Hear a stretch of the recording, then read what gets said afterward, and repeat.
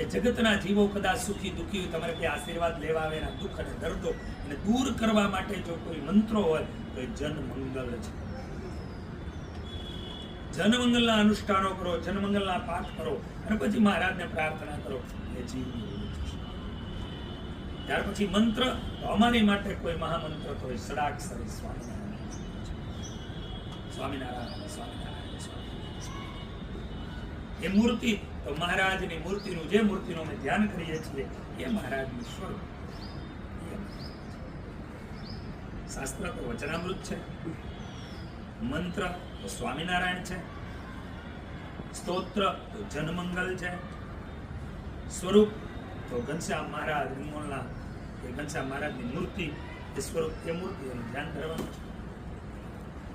ઘનશ્યામ મહારાજની મૂર્તિનું ધ્યાન કરવાનું છે. આ વસ્તુ દ્રઢ થઈ જવી જોઈએ.